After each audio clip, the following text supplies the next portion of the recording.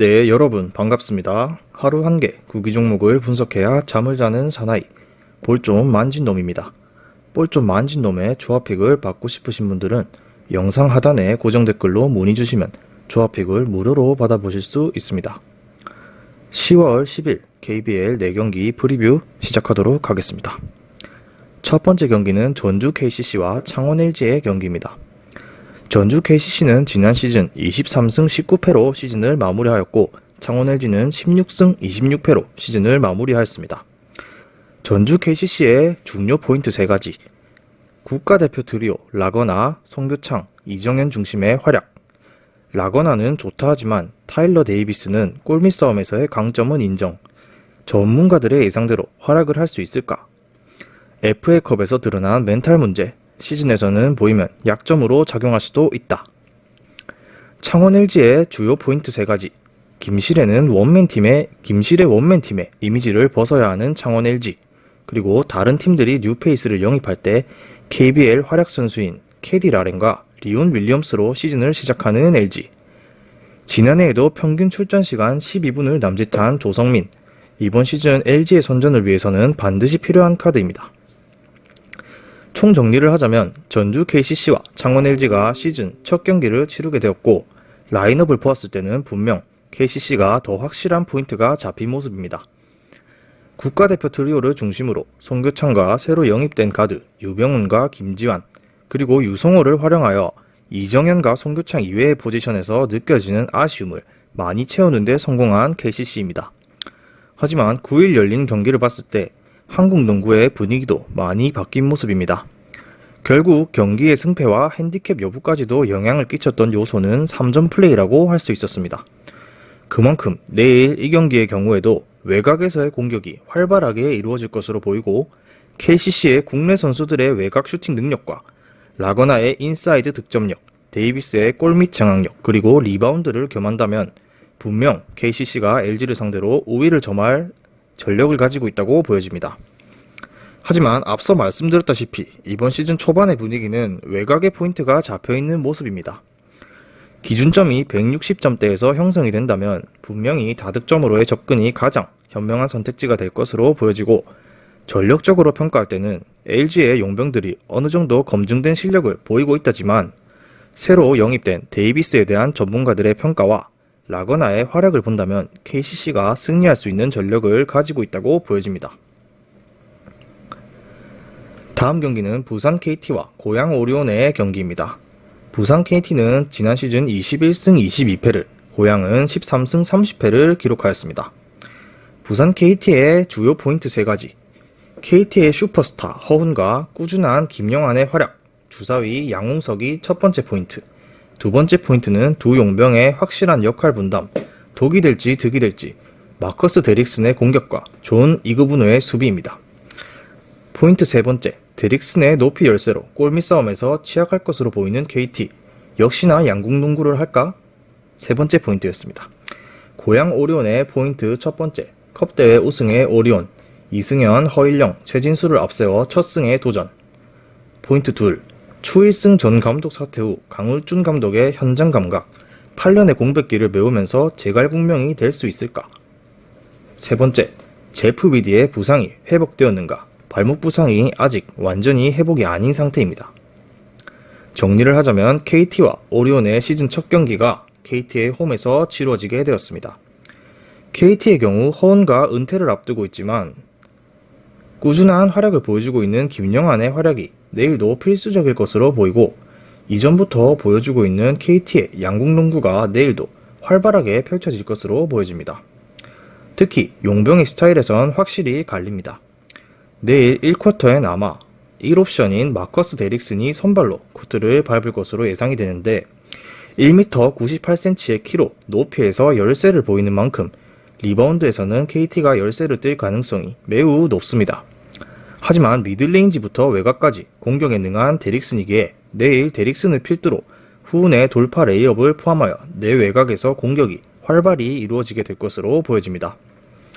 오리온스도 만만치 않습니다. 같은 대학 출신인 로슨과 위디의 활약이 기대가 됩니다. 로슨은 미국에서 빅맨으로 활약하지 못하는 최고로 아쉬움이 있었지만 한국에 와서는 그것이 해결될 것으로 보여집니다. KBL 리그 기준 빅맨A 최고의 대학 시절 30%가 넘는 3점 성공률을 보유했던 만큼 오리온도 공격력을 보고 로슨을 택했습니다. 분명 수비에서의 능력치에 대해서는 아직 물음표가 붙어있는 상황입니다. 그리고 아쉬운 점은 제프 비디의 발목 부상으로 인한 결장 여부입니다. 즉, 한 명의 용병으로 KT와 부딪혀야 하는 오리온 입장에서는 경기가 부담될 수가 있습니다. 분명 이승현이 용병 마크가 가능하지만 체력적인 부분에서는 경기 후반으로 갈수록 변수가 생길 여지가 충분히 존재한다고 보여집니다.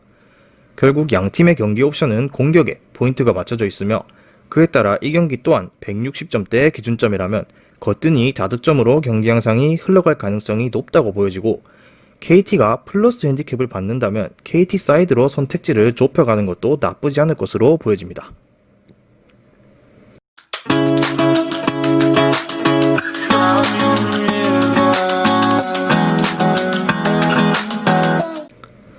세 번째 경기는 인천 전자랜드와 서울 SK의 경기입니다. 인천 전자랜드는 올 시즌 1승 0패, 서울 SK도 1승 0패를 기록하고 있습니다. 인천 전자랜드의 주요 포인트 첫 번째, 엄청난 돌파력과 함께 18득점의 에릭 탐슨, 내일 SK의 골밑에서 활약을 다시 할 수 있을까? 포인트 둘, 전현우와 차바위, 김낙현의 3점 폭격, 내일도 경기의 핵심 포인트가 될 것으로 보여집니다. 포인트 셋, 전자랜드 초반 매치업, 산 넘어 산, 또 다른 우승 후보 SK를 상대로도 경쟁력을 보일까? 서울 SK의 관전 포인트 첫 번째, 김선영 25득점, 원희 23득점, 압도적인 득점력의 SK입니다. 경기 후반 안일한 플레이로 모비스에게 역전까지 당할 뻔한 점은 아쉬운 SK. 포인트 셋, 클러치 상황에서 도망가는 3점 포함 12득점 김건우의 반짝 활약, 내일도 가능할 수 있을까요? 총 정리를 하면 전자랜드는 전력적 열세가 있을 것으로 평가되었던 개막전에서 국내 선수진들의 외곽 지원과 에릭 탐슨의 공격적인 골밑 공략과 리바운드에 힘입어서 시즌 첫 승을 가져갔고 SK는 압도적인 공격력으로 모비스를 3쿼터까지 71대 54로 누르는 데 성공했지만 4쿼터 31득점을 허용하면서 88대 85로 3점차 승리를 하고 말았습니다. 내일 이 경기의 경우 창 대 창의 경기가 될 것으로 보여집니다. 득점력에서는 확실한 인정을 받고 있는 김선영과 자밀원이 이 둘의 활약이 있기 때문에 SK가 내 외곽에서 공격 포인트를 확실히 가져갈 수 있을 것으로 보이고 이외에도 미네라스, 최준용, 김민수 등 전력에서 리바운드 포인트까지도 기대할 수 있는 SK는 분명 전력적으로 우승 후보라고 불릴 만한 능력을 가지고 있습니다. 문제는 전자랜드입니다. 이번 시즌을 끝으로 팀이 와해될 것으로 예상되는 만큼 선수들이 유종의 미를 거두고자 하는 의지가 보이는 플레이를 보여주었습니다. 특히 에릭 탐슨의 피지컬을 내일 SK 용병 선수들이 막아낼 수 있을지 두고 봐야겠으며 기대주인 이대헌과 기존 활약을 하던 차바위, 김낙현, 전현우 등을 고려하면 1쿼터에서 경기력은 맞붙어 봐야 알겠지만 2쿼터에서 식스맨들의 활약을 본다면 역시나 SK가 우위를 점할 수 있는 위치에 있다고 보여집니다. 내일 이 경기의 경우에도 많은 득점이 이루어질 것으로 보이고 양팀의 1차전 경기 내용을 보았을 때 외곽 슈팅 횟수가 압도적으로 많이 나올 것으로 예상되는 매치업인 만큼 그 성공 여부가 승패 및 핸디캡에 많은 영향을 끼칠 것으로 보여집니다. 굳이 승패를 미리 예상하자면 결국 객관적인 전력에서 앞서는 SK의 승리가 더 유력할 것으로 예상이 됩니다. 마지막 경기는 서울 삼성과 안양 KGC의 경기입니다. 서울 삼성은 이번 시즌 0승 1패, 안양 KGC도 0승 1패를 기록하고 있으며 역시나 좋은 모습의 임동섭 그리고 놀라운 퍼포먼스의 아이제아 힉스를 가지고 있는 서울 삼성입니다. 김현수의 던졌다 하면 들어가는 3점과 개막전 석패의 원동력이었던 서울 삼성. 성급한 판단으로 경기 중 많은 실수를 한 이관이 과연 내일은 어떤 플레이를 보여줄지 관전 포인트가 될 것 같습니다. 안양 KGC의 경우 얼클락의 득점력은 좋았습니다. 하지만 백코트 속도가 느려서 아웃넘버 찬스를 많이 헌납했고 전성현 3점프 6개 포함 23득점, 쌌다 하면 들어가는 외곽 수비가 전혀 되지 않았던 만큼 전자랜드가 외곽으로 이어주는 전술에 당할 것인지 이 또한 안양 KGC의 관전 포인트입니다. 삼성은 석패를 했지만 빛을 봤던 개막전 경기였습니다. 아이제아 힉스가 페인트 존 페이더웨이 샷, 이것부터 미들, 3점 포인트까지 여러 방면에서 공격 능력을 보여줬을 뿐만 아니라 코트 안에서 선수들의 움직임까지 파악하면서 좋은 어시스트와 패스를 만들어주면서 다방면으로 활약하는 모습을 보였습니다. 반면 안양의 경우 공격에만 너무 치중되었던 것인지 96득점이나 기록했지만 전자랜드에게 98득점을 허용하면서 2점차 패배를 기록하고 말았습니다. 여기에는 얼클락의 백코트 속도가 영향을 끼쳤다고도 보여집니다. 공격 이후 코트 복귀 속도가 빠르지 못해서 속공 상황에서 아웃넘버 공격 찬스를 많이 허용할 수밖에 없는 상황이 연출이 되었고, 더블팀 수비가 이루어질 때 반대편 패스로 오픈 찬스를 많이 허용할 수밖에 없는 구도가 형성이 된 것이라 외곽슛을 허용한 원인을 제공한 듯 보여집니다. 결국 이 경기도 안양이 공격에서 득점력은 분명히 보유하고 있다고 하지만 삼성의 공격을 막아내기도 쉽지 않을 것으로 보입니다.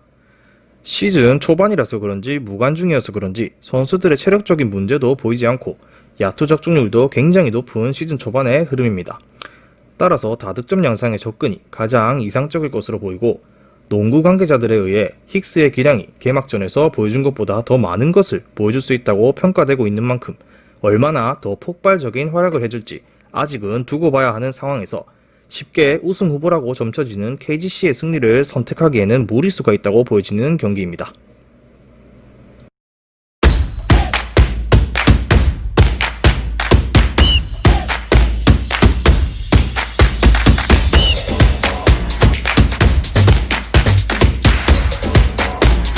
볼 좀 만진 놈도 시청하는 무료 스포츠 중계 커뮤니티 고정 댓글로 확인 부탁드립니다.